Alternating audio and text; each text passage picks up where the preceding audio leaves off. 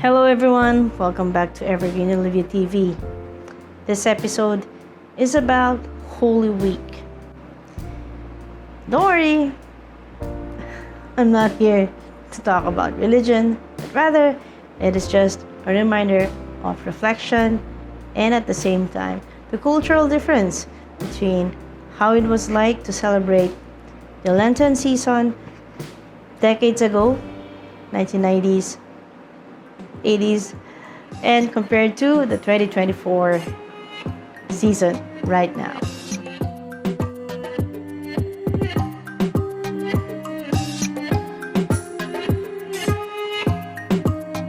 Welcome back to EverGreenOlivia TV. This episode, our topic is 5 things that I remember that is very different from now and before, 4 decades ago, in how we celebrate the Holy Week. But before we begin, remember that here in the Philippines, almost 80% are actually Roman Catholics. The rest are Islams, and next is Iglesia ni Cristo, which means Church of Christ, but they're not the born again ones, they're not even Catholics.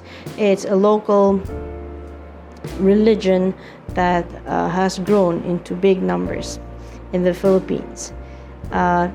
Most Filipinos are kind of like a dual citizen when it comes to churches. So even if we have a lot of born again and Christian denominations here, they are still majority of the people retain the classification as a Catholic. The reason I'm doing this is just to share with you the very difference, the gap that has become when the way that I remember 4 decades ago versus 2024.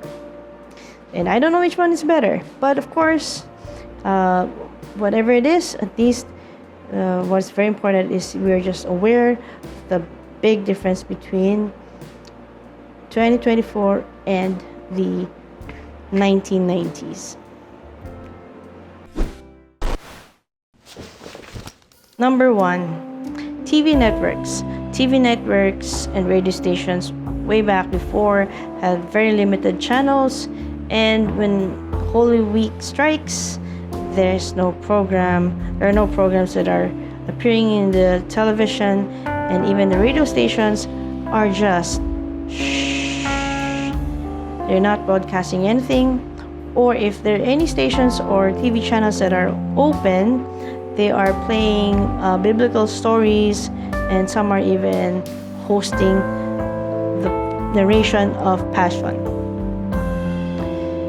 Unlike today, we've got Netflix, Hulu, Prime, HBO, you got it.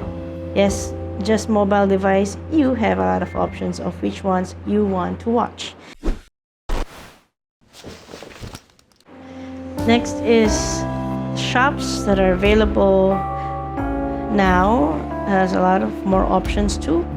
Way back before, the shops are really closed from Thursday, Friday, and then half day during Saturdays.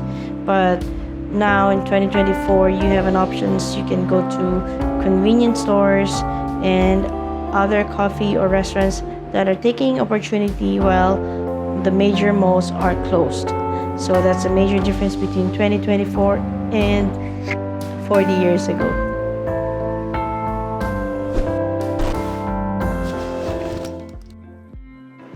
Act of penitence. So years ago, people are very solemn and has that vibe of sadness during Holy Week. So some are doing the personal penitence that they make them suffer themselves as part of atonement, while some are doing different kind of penitence. It depends on which way or how they want to show that. So others go to the grotto and do the 14 stations of the cross. Some are doing their penitence in visiting churches and doing the Stations of the Cross, the 14 Stations of the Cross. Nowadays, I don't know who else goes there. Maybe they're just touring and having fun. So that's a major difference between then and now. Next, fasting. Fasting from red meat. So way back before, you don't really have much options where to eat. However, what's important is during Holy Friday, Catholics skip or avoid eating meat. All right, so it's very important that here you are able to give options for us. Fast foods do give options of serving fish fillet, or sorry, rather fish based meals, right? So that's the major difference then and now. Now is like, I'm sure if they want to do samgyup, they just go samgyup, right? Yeah, so very different from before and now. Lastly is the reading of the Passion. The Passion is a narration of the life of Jesus Christ even until his crucifixion. And what is important here is to note that Passion is actually read in a singing manner, and you cannot do a fast-forward way of reading the Passion. Yeah, and this Passion is like a karaoke thing when they get to maximize the volume and sharing it with their neighborhood. So that's reading of the Passion. But all in all, I'm just sharing with you about this because it's about the cultural aspect of how these practices have been ingrained in our culture, and it's always important to reflect back and what are the good that these practices provide in our lives.